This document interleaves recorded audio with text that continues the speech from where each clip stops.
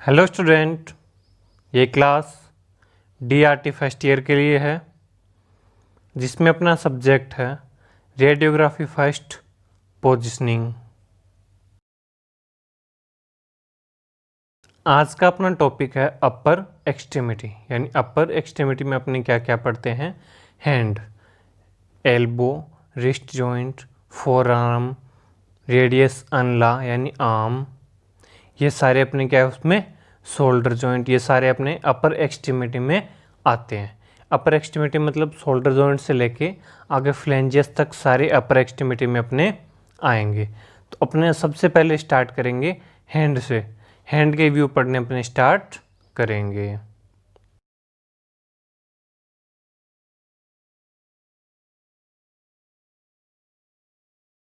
सबसे पहले अपने हैंड की बात करते हैं। तो हैंड में स्टार्ट करने से पहले अपने हैंड की एनाटॉमी पढ़ लेते हैं। The hand is composed of 3 sets of bone. जो अपना हैंड होता है, हाथ होता है, वो 3 बोन के सेट से मिलके बना हुआ होता है। कौन कौन सी बोन होती है उसमें? कार्पल बोन 8 यानी 8 कार्पल बोन होती है। मेटाकार्पल बोन 5 मेटाकार्पल बोन होती है। और फ्लेंजेस 14 और 14 अपनी क्या है? फ्लेंजेस होती है। अंगुलियों में जो छोटी छोटी हड्डियां हैं वो अपनी 14 फ्लेंजेस होती है। यानी अपने हैंड में कौन कौन सी बोन होगी? 8 कार्पल, फिर 5 मेटाकार्पल, उसके आगे 14 फ्लेंजेस।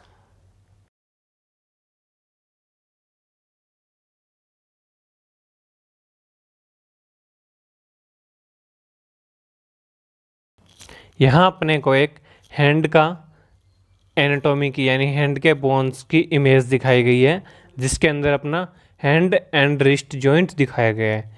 यानी जो अपनी कार्पल बोन्स होती है वो रिस्ट जॉइंट में आती है, उसी के द्वारा अपना रिस्ट जॉइंट बनता है। तो इसमें देखो स्टार्टिंग में अपने क्या है? रेडियस और अनला। उसके बाद आती है अपनी कार्पल बोन्स, जिसको अपने रिस्ट बोन्स भी बोलते हैं। उसके बाद आती है अपनी 5 मेटाकार्पल्स, यानी 5 मेटाकार्पल बोन हो गई, एक थंब की और 4 अंगुलियों की। उसके बाद आती है अपनी 14 फ्लेंजेस, जो कि 2 थंब में हो गई, बाकी 4 में अपनी 3 फ्लेंजेस हो गई, तो 12 यानी 14 अपनी फ्लेंजेस हो गई, 5 मेटाकार्पल हो गई और 8 कार्पल बोन हो गई। उसके आगे अपना क्या है? आर्म स्टार्ट हो जाता है, जिसके अंदर रेडियस और अनला बोन आती है।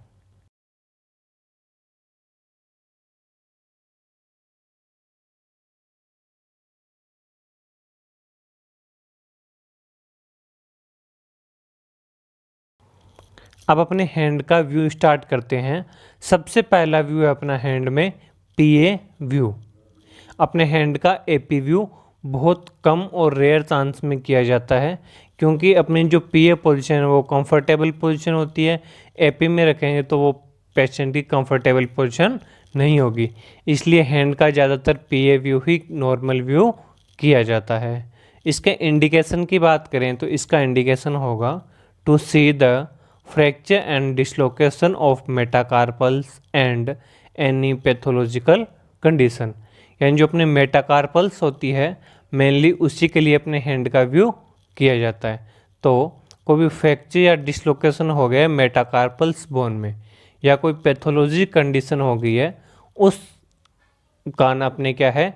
हैंड का पीए व्यू किया जाता है।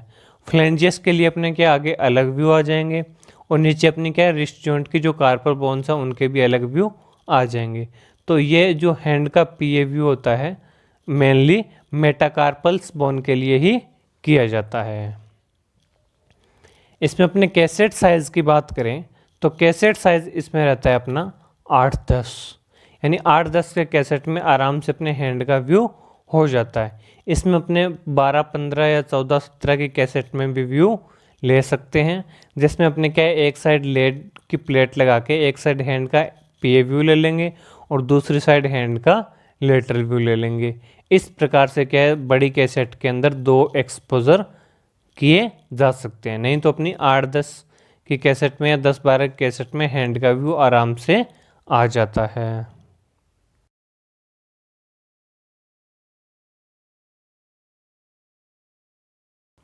नेक्स्ट अपने बात करते हैं पोजीशन ऑफ पेशेंट। इसमें पेशेंट की पोजीशन क्या रहेगी? Patient sits beside the X-ray table on a stool. Patient के एक्सरे टेबल के पास में एक स्टूल पे बैठ जाएगा, यानी पेशेंट को अपने एक स्टूल दे देंगे, एक्सरे टेबल के पास में पेशेंट को बैठा लेंगे। क्योंकि अपने को क्या ओनली हैंड का व्यू करना है, तो हैंड की पोजीशन अपने पेशेंट को एक्सरे टेबल के पास में बिठा के आसानी से लगा सकते हैं। Elbow is flexed and hand is placed prone on the film. अब अपने क्या करेंगे? एल्बो को फ्लेक्स करेंगे और हैंड को प्रोन पोजीशन में फिल्म पे रखेंगे।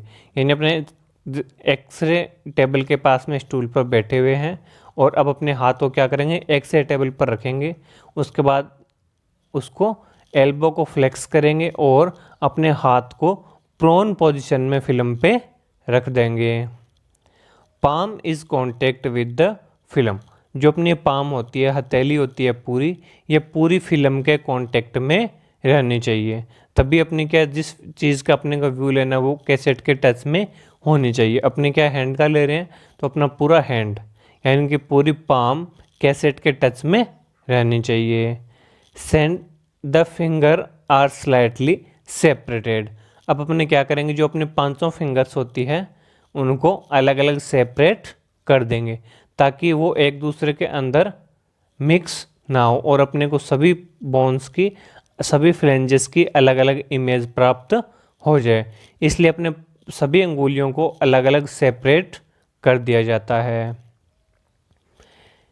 Sandbag is placed on forearm to study the head. अब अपने क्या करेंगे? सैंडबैग लेंगे और उसको फोरआर्म के नीचे रख देंगे ताकि जो पेशेंट का हैंड है वो कंफर्टेबल रखा जाए और पेशेंट का हैंड बिल्कुल भी हिले नहीं। इस प्रकार से अपने सैंडबैग लगाते हैं कि ताकि पेशेंट का हाथ क्या एक जगह इमोबिलाइज हो जाए, स्टडी हो जाए, स्थिर हो जाए। इसलिए अपने सैंडबैग का यूज़ कर पेशेंट को हाथ को स्थिर किया जाता है।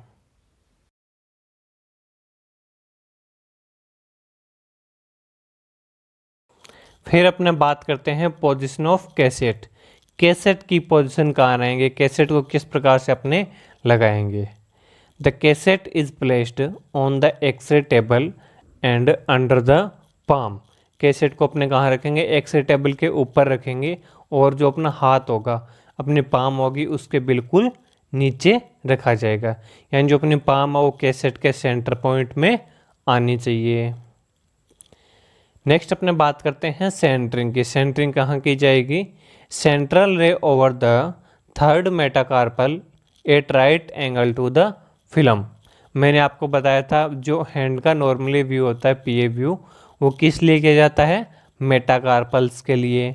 तो मेटाकार्पल के लिए अपने जो मिड मेटाकार्पल आ रही है, बीच की जो मेटाकार्पल आ रही है, वहाँ अपने सेंटरिंग करेंगे। कौन सी कार्पल मेटाकार्पल आएगी बीच में? Third metacarpal. या अपने हैंड को आराम से टेबल कैसेट पे रखा हुआ है, उसके बाद हैंड का मिड पॉइंट देखते हैं। तो मिड पॉइंट कहाँ आता है? अपना थर्ड मेटाकार्पल पे। हैंड में क्या, अपने को रिस्ट जॉइंट को भी साथ में लेना होता है। तो अपने यानी हैंड के मिड पॉइंट में जो अपने कौन सी बोन आ रही है? Third metacarpal. तो अपने सेंटरिंग करते हैं अपने थर्ड मेटाकार्पल पे।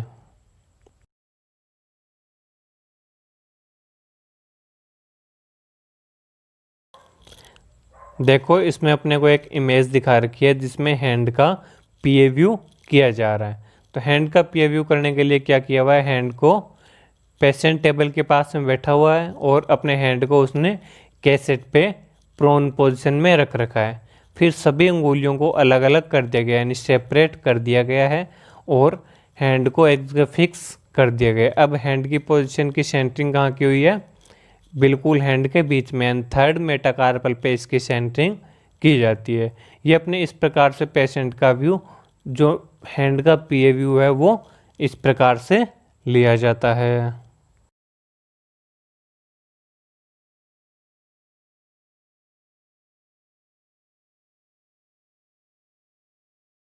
नेक्स्ट अपने बात करते हैं रेडियोलॉजिकल अपीयरेंस की। रेडियोलॉजिकल अपीयरेंस क्या रहेगा? All the phalanges and metacarpals are clearly seen separately.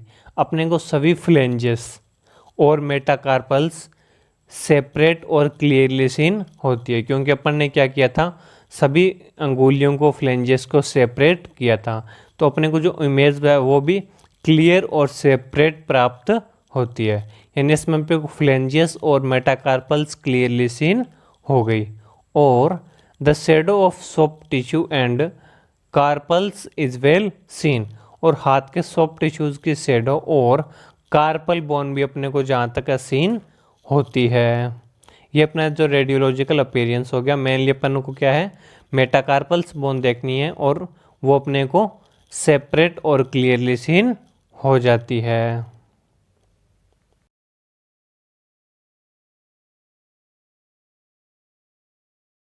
Next अपने बात करते हैं एक्सपोजर की। एक्सपोजर क्या रहेगा, डिस्टेंस रहेगी अपनी 90 टू 100 सेंटीमीटर, केवी रहेगा अपना 45 से 50, अमेस रखते हैं अपने 6 से 7 और ग्रिड का यूज़ अपने नहीं करेंगे। अमेस अपना क्या है, ज़्यादा फैटी पार्ट भी नहीं है और ज़्यादा बोनी पार्ट भी नहीं है, इसलिए अमेस बिल्कुल कम रखा जाता है और केवी भी कम रखा जाता है। यानी कि अपना जो एक्सपोजर है वो बिल्कुल कम रखा जाएगा, क्योंकि यहाँ अपना न बोनी पार्ट है न वही फैटी पार्ट है। जिस तरह से एब्डोमन का या चेस्ट का, मान लो अभी अपन ने चेस्ट का पढ़ा था, उस प्रकार से अगर फैटी पार्ट हो या बोनी पार्ट हो तो अपने क्या एक्सपोजर थोड़ा बढ़ाते हैं। पर अपने यहाँ क्या बिल्कुल नॉर्मल बॉडी पार्ट है, पतला सा, तो उसके लिए एक्सपोजर बिल्कुल कम रखे जाते हैं। और जब एक्सपोजर कम होते हैं तो अपने ग्रिड का यूज़ भी नहीं करेंगे। यहाँ देखो अपने एक हैंड के पीए व्यू की रेडियोलॉजी इमेज यानी जो एक्सरे फिल्म होती है वो अपने को दिखाई गई है। इसके अंदर अपने को आगे 14 फ्लेंजेस सभी अलग अलग और क्लियरली सीन हो रही है। उसके बाद आती है अपनी मेटाकार्पल बोन जो अपने को क्लियरली सीन हो रही है, 5 मेटाकार्पल बोन क्लियरली सीन हो रही है। उसके बाद अपने आती है कार्पल बोन्स, वो भी अपने को क्या है, जहाँ तक है क्लियरली सीन हो रही है। और उसके नीचे अपने को थोड़ी सी रेडियस और अनला का एंड पार्ट भी सीन हो रहा है। और हाथ के सॉफ्ट टिश्यूज एंड थोड़े थोड़े देखो वाइट वाइट अपने को सॉफ्ट टिश्यूज भी सीन हो रहे हैं। यानी अपने को यहाँ मेटाकार्पल और फ्लेंजेस क्लियरली सीन होती है। ये अपने हाथ का नॉर्मल पीए व्यू है। इसमें देखो ऊपर लिखा हुआ भी है एल, मतलब लेफ्ट हैंड का पीए व्यू किया हुआ है।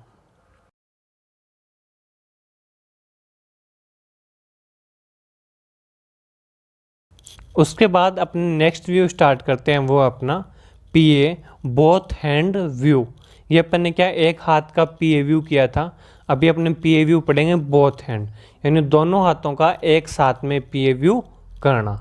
इसका इंडिकेशन क्या रहता है, ये किस लिए किया जाता है व्यू, देखो this view is done for demonstrate the radiological change and to monitor the progress of disease and for age estimation in children और यंग पेशेंट।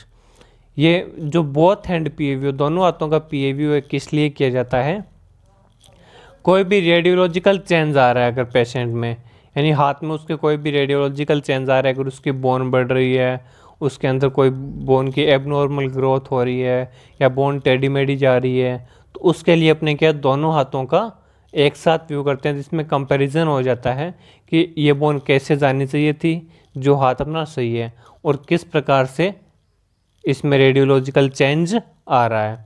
यह अपने देखते हैं monitor the progress of disease, यानी कोई हैंड में disease हो गई है तो अपने दूसरे हाथ को भी उसी प्रकार से कंपेयर करके देखते हैं दोनों हाथों में से कि ये बोन कितनी होनी थी, इसमें कितनी डिजीज़ में प्रोग्रेस हुई है, या कोई भी सॉफ्ट टिश्यू बटा तो उसमें कितनी प्रोग्रेस हो रही है, वो अपने इसमें देखा जाता है। और एज एस्टिमेशन इन चिल्ड्रन और यंग पेशेंट, चिल्ड्रन में और यंग पेशेंट में एज एस्टिमेशन के लिए भी ये व्यू किया जाता है, जिसमें अपने पेशेंट की एज का पता लगाया जाता है।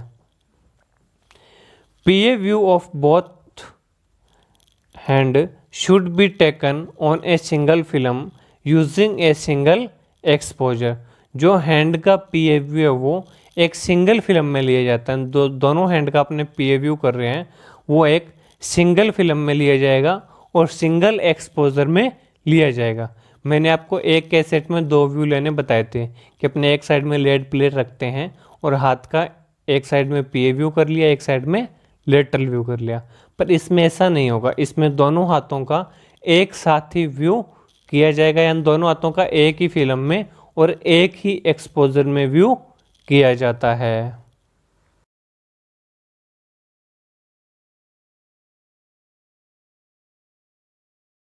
नेक्स्ट अपने बात करते हैं इसमें कैसेट साइज़ की। कैसेट साइज़ इसमें क्या रहता है, अगर पेशेंट का नॉर्मल हैंड है तो 10-12 की कैसेट में व्यू आ जाता है, नहीं तो अपने 12-15 या 14-17 की कैसेट भी ले सकते हैं। पोजीशन ऑफ पेशेंट, इसमें पेशेंट की पोजीशन क्या रहती है, patient sits beside the X-ray table on the stool.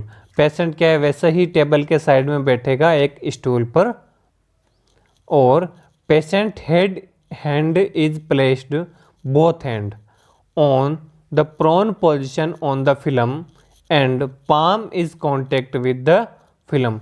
अब क्या होंगे, पेशेंट के जो दोनों हाथ, अपने को बोथ हैंड का व्यू करना है तो बोथ हैंड दोनों हाथों को अपने कैसेट पे प्रोन पोजीशन में रखा जाता है, और जो अपनी पाम होती है, दोनों हाथों की हथेलियाँ होती है, वो पूरी कैसेट के टच में रहनी चाहिए।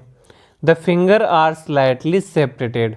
अब अपने क्या करेंगे, सभी अंगुलियों को स्लाइटली सेपरेट कर देंगे, यानी अलग अलग कर दिया जाएगा, ताकि जो अपनी इमेज है वो क्लियर और सेपरेट आए।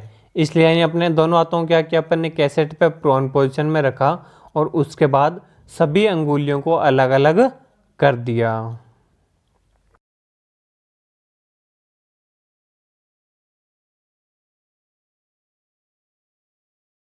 नेक्स्ट अपने बात करते हैं पोजीशन ऑफ कैसेट, यानी कैसेट की पोजीशन क्या रहेगी। The cassette is placed on the X-ray table and under the palm.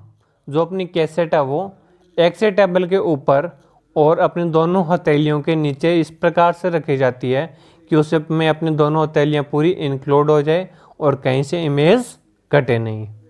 उसके बाद अपने बात करते हैं सेंटरिंग की। The central ray pass between two hands at right angle to the film. Centering अपने कहाँ से की जाती है, जब अपने दोनों हाथों का व्यू ले रहे हैं तो दोनों हाथों के बिल्कुल बीच में अपनी सेंटरिंग की जाती है, ताकि दोनों हाथों की इमेज क्लियर आ जाए।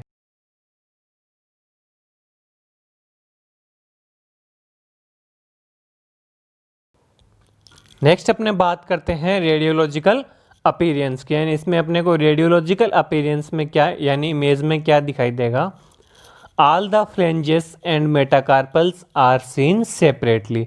दोनों हाथों की अपने को फ्लेंजेस और मेटाकार्पल्स क्लियरली सीन हो जाती है। The shadow of soft tissue and carpals is well seen. और हाथों की सॉफ्ट टिश्यूज की शेडो और कार्पल बोन भी अपने को जहाँ तक है क्लियरली सीन हो जाती है। अब इनमें कोई भी एबनॉर्मलिटी है या कोई भी बोन डिसलोकेशन हो गई है, कोई फ्रैक्चर हो गया या बोन की एबनॉर्मल ग्रोथ होने लगी है, वो सारी अपने को क्या दोनों हाथों के कंपेयर करेंगे तो उसमें अच्छी तरह सीन हो जाती है।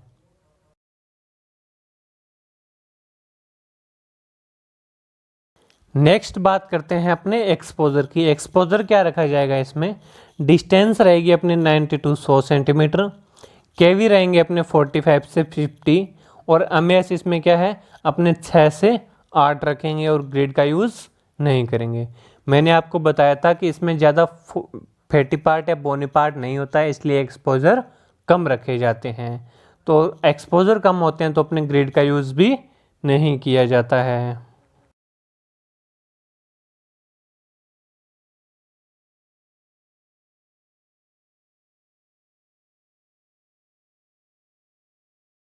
उसके बाद अपने दोनों हाथों का पीए व्यू की एक रेडियोलॉजिकल इमेज यानी एक्सरे इमेज दिखा रखी है, जिसमें अपने को दोनों हाथों की फ्लेंजेस, कार्पल, मेटाकार्पल और एंड पार्ट ऑफ रेडियस अनलासीन हो रहे हैं। अब इसमें कोई भी मेटाकार्पल्स या फ्लेंजेस में एबनॉर्मलिटीज़ हो या कोई भी डिजीज़ हो तो उसको अपने दोनों हाथों का कंपेयर कर क्लियरली पता लगाया जा सकता है। इसीलिए अपने क्या है, दोनों हाथों का कंपेयर करने के लिए, एक हाथ से दूसरे हाथ का कंपैरिजन करने के लिए ही अपने बोथ हैंड का व्यू किया जाता है। ये अपना हैंड का पीए व्यू और बोथ हैंड पीए व्यू कंप्लीट होता है। आगे का पढ़ेंगे अपने नेक्स्ट क्लास में। Thank you.